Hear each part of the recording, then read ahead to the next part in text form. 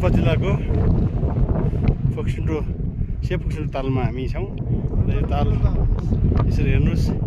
यो ताललाई हामी अलिअलि माथि भ्यू पोइन्टमा आइरहेको छौँ र ऐ आकारको चाहिँ देख्न पाएकी नै छ हामी उनीहरूलाई।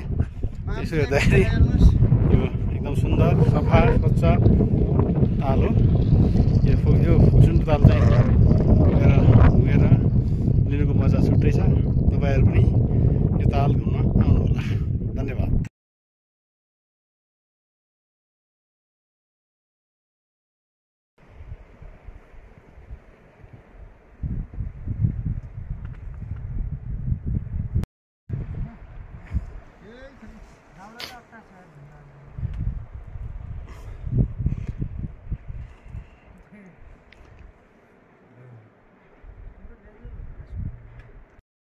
हामी फोक्सुन्डो तालमा आएका छौँ।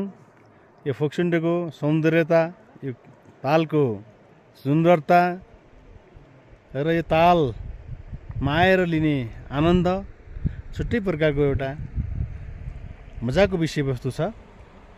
र यो ताल सँगसँगै उता देखिने हिमालहरू चाहिँ पनि छन्। तर आज मौसमको अलि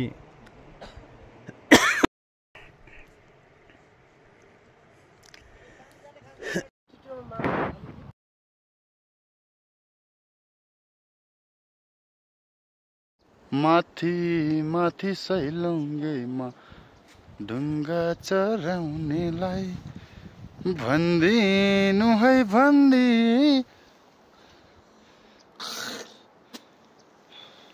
यो चाहिँ आधी मात्रै हो है। फेरि फोक्सुन्डो आधी पनि होइन, 40% मात्रै हो। 40 पनि होइन, 30% होला।